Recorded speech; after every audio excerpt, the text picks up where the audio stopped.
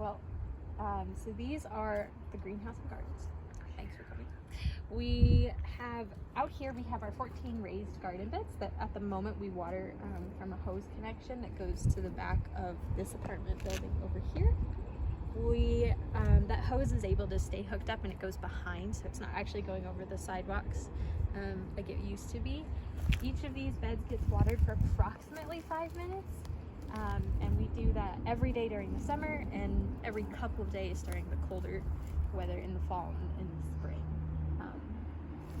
These are getting cycled out, so they're at the end of their season right now, and we'll just leave them over winter and kind of let them do their thing. In this way, we have our greenhouse that is currently not functional, but you can see these guys here are going to be like our hydroponic tiers that are set up. We will have 4 of these as soon as we get electricity. Those will be running full time, and then our central aeroponic tower that will also be connected to the same water system. So the main thing that we are hoping for you guys to do is to set up some sort of plumbing system for the hydroponic tiers. And the way that works is we have our 27-gallon reservoirs. These are just Rubbermaid bins that would be able to be drilled into. Those have to be filled to a minimum of 9 gallons so that the pump stays submerged the whole time it's on. And then that water gets pumped up all the way through, and then it trickles down through each of these systems. So these are not connected to each other. The water's going to trickle down to this outside pipe that goes down and then back into the reservoir, and that happens for each tier.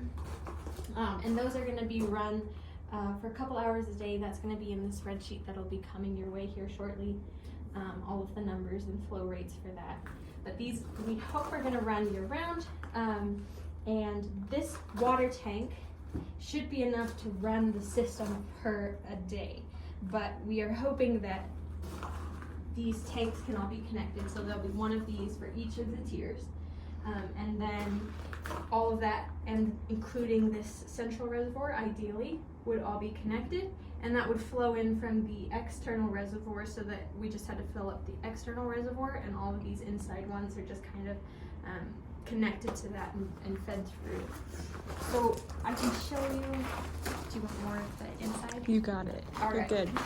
Follow me around this back way.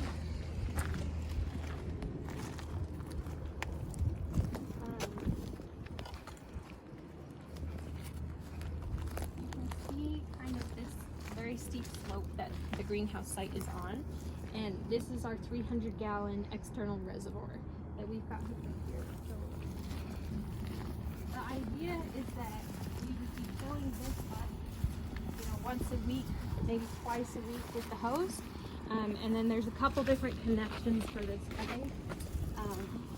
We've got one up on the top here, but on the back side there's a connection all the way at the bottom, and the idea is that that would somehow be fed into the greenhouse, either utilizing the slope or elevating this up on some sort of platform, and then allowing that water to gravity feed into all of the reservoirs on the inside. We think that we would be able to, between this being painted black and then maybe just a couple solar heaters, should be able to keep this from freezing over the winter. But in addition to that, we have these guys sitting out back here, our passive water heaters. So there's just a whole bunch of pipe running through there, and then we put water and some sort of anti-freeze into that and just let it sit out here in the sun. That warms up, that comes down, and those pipes, not the water itself, but the pipes would circulate through this system to help keep this warm. Or maybe we might feed that into the greenhouse. That's one of those things that's like still up in the air, that was donated to us, and we haven't incorporated it into the system itself, so it's just kind of one of the possibilities.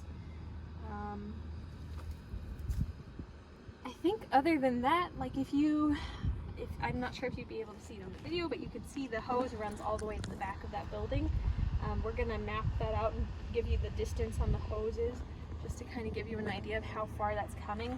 For the moment, it doesn't seem like we're gonna get an actual water hookup, but we've been told that it's like an 80% chance that those hoses should stay on over the winter. If they don't, that's a whole other issue, but we're gonna go with assuming that it does stay hooked up so that we can fill up these tanks, and then ideally also the tanks on the inside.